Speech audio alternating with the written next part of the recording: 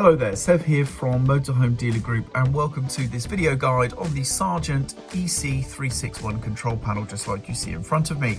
This particular subject model here is Auto Trail branded. Now this video guide is basically going to cover the operation of the panel and how to interpret the information that it provides you. And it's not going to cover any in-depth troubleshooting or anything along those lines. For that kind of thing, please consult your documentation or manuals or seek the help of a technical professional. This really is just a quick start guide so that you can get up and running, understand how to use and read the panel in your leisure vehicle comfortably. So let's get started.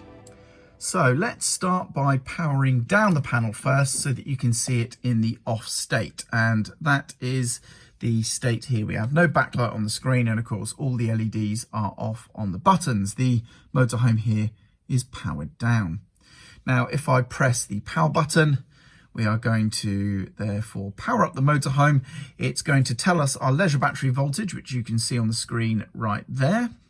So it says leisure battery, 13.7 volts charging, and you saw the LED segmented display also sort of representing that voltage as well. Now this next button here is going to turn on the interior lighting. This next button here is going to turn on the water pump power.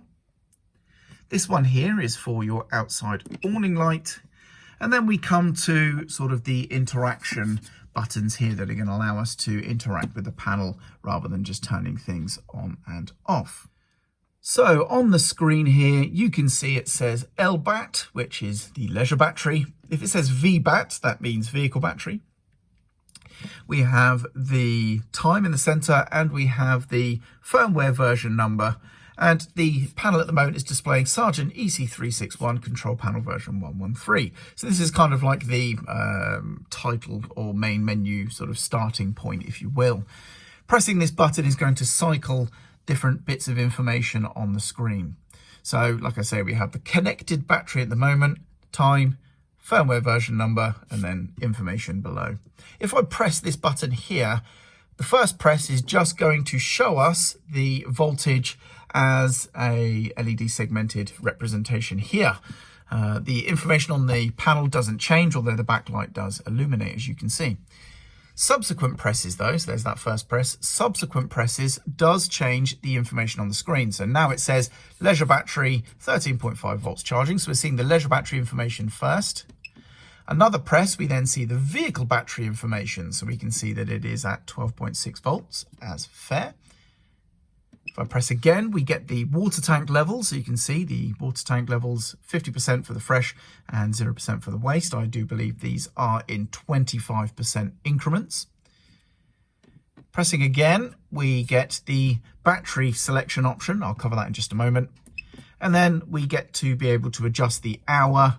So I can use this button here then to change that number. Now, if I'm not mistaken, let me just check what the current time is. I'll set this accurately. It's 7 minutes past 12. So I can set the hour here to 12. Press the button again, and we'll go to the minute.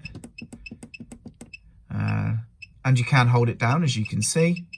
And it speeds up, and there's 7 minutes. So now the time's correctly set. Press again, and we're back to the main screen. So that's how you go through the different pages of information and what it means, and also how to set the time. Let's go back though to the battery select option, this one here. So it says battery equals leisure, and it says LBAT at the top. So the vehicle is currently connected to the leisure battery, and that's how it should be, of course, all the time. Now, the corresponding Sargent power supply unit that is installed in the leisure vehicle that talks to this panel typically will have a battery charger in it, or as part of its installation. Somewhere there will be a mains powered battery charger basically, and this is going to allow us at the press of a button to change which battery is going to benefit from that charge.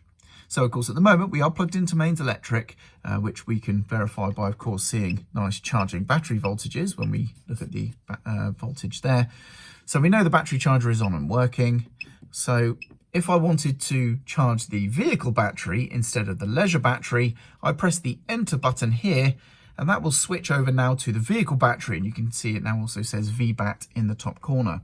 So now the motorhome has disconnected from the leisure battery and has connected to the vehicle battery.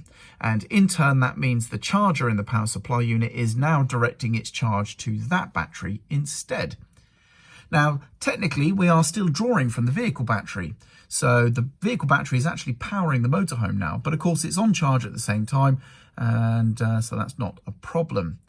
This is possible to press this when we are not connected to mains electric or for any other reason the charger is not working. And in that instance, we would be draining the selected battery. Now that's fine if it's the leisure battery selected here, because the leisure battery is what is supposed to power your motorhome. But your vehicle battery should never power your motorhome, ever.